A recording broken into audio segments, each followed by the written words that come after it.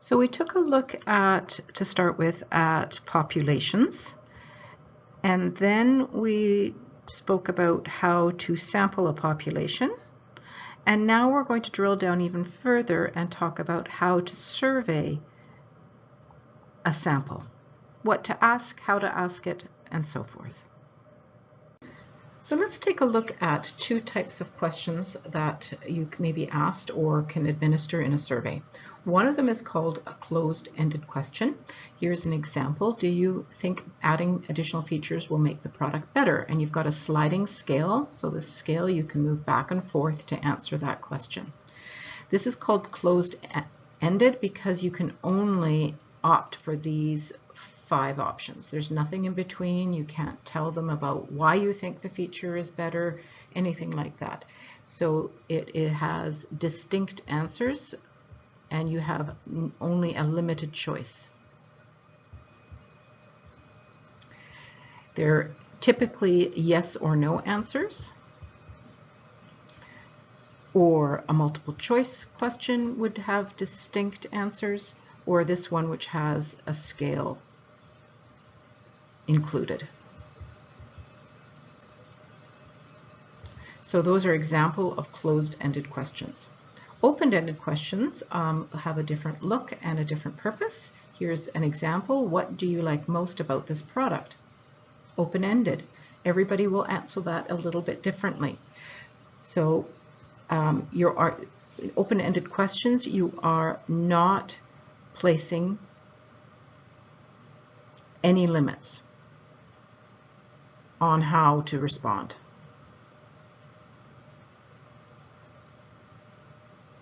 Okay. And if you think about the pros and cons of these two types of questions, I think we can make a little bit of a list of that. The closed-ended questions are easier to administer, and they are less time-consuming.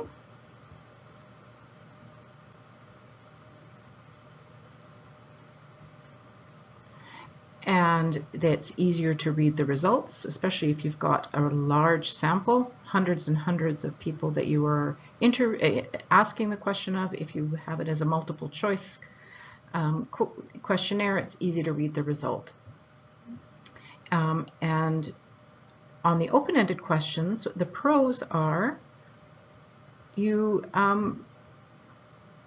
it's more personal.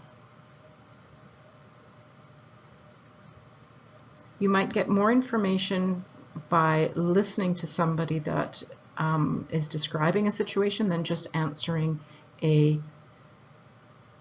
preset questionnaire. It is also, but there's also some cons here. And the cons is that it's going to be time consuming. So I'm going to put the cons in red here. It will be more time consuming to conduct open-ended questions and analyze them. And you might get people that don't want to respond because they're uncomfortable. So you might have a non-response rate that's higher. That's a bit higher. The cons on the closed-ended questions is that they are limiting.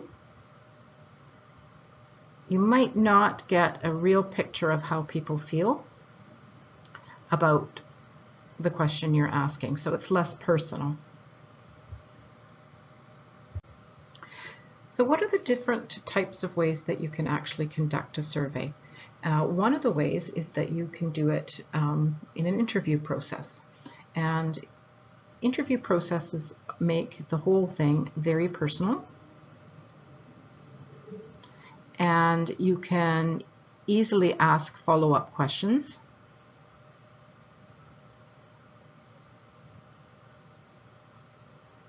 And that helps you get more information or different types of information about what you're trying to find out. The questionnaires, they're preset, so it is more limiting.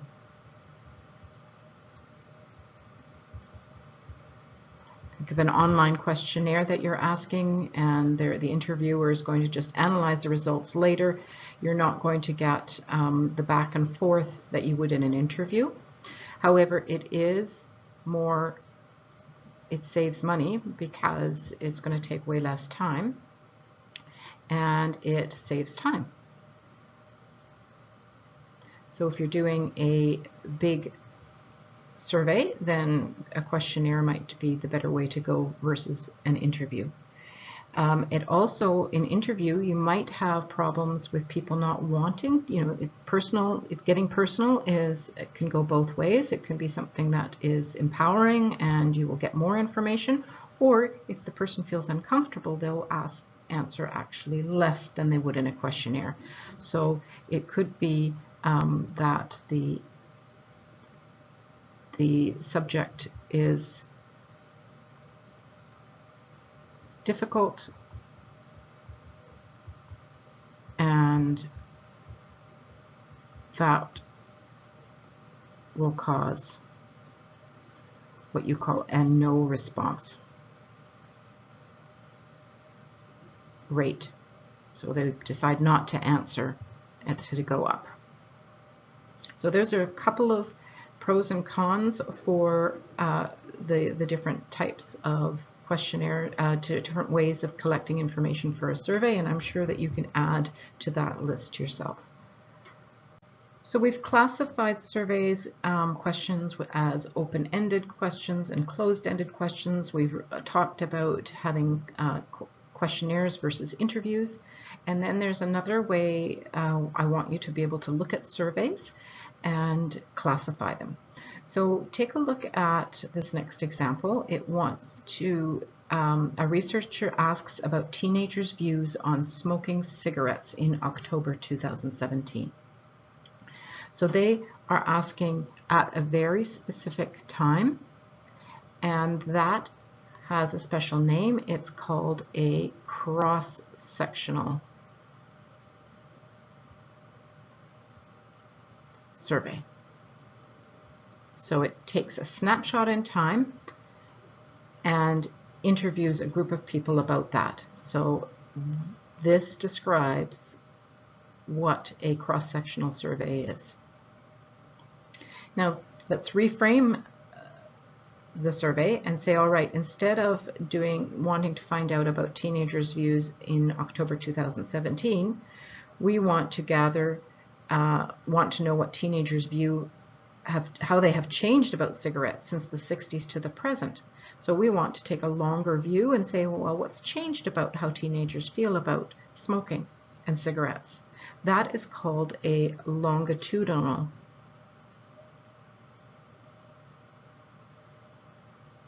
survey. And it takes can help you remember, that means long time, over time. So it is information that is gathered over a long period of time, or a period of time, so that you can measure changes. So there's cross-sectional means a snapshot in time, and longitudinal survey means over time, so you can see how things change. So we're going to use all this vocabulary and take a look at some information that is in the news and see if we can identify what the population is, what the sample is, who was surveyed, what type of survey was conducted, and was the survey cross-sectional or longitudinal. So we're going to start with a headline here that was on September 18th. New survey reveals unsafe school zones during 2018 back to school week. And we're going to try and figure out these 5 questions based on the information in the news article. So what I'd like you to do is to pause the video and carefully read through the 2 paragraphs that are excerpts from this news article. And while you're reading, I want you to try and figure out what are the population, the sample, who was surveyed, and what type of survey was conducted, and what was the survey cross-sectional or longitudinal. So there's a lot of information that we want you to extract from these two paragraphs. Once you've finished reading them, you can press play again, and we're going to answer the questions together. All right, welcome back. So what is the population? The population is all of BC residents across BC, so it's all BC residents. Even though it says here Burnaby, BC, that's just where the article, the author was writing from. They do want, the population is about everybody in BC. So what was the sample? The sample was 859 adults in British Columbia. So they didn't survey everybody, they just surveyed 849 adults. Who was surveyed? There's the description of who was surveyed is right here. It's 207 of them were principals and teachers, and school staff, and the rest of them were parents and guardians. So of these 849, they included principals, teachers, parents, staff, plus adults in general. So that's who was surveyed. What type of survey was conducted? Well, it was an online study, so that means that it was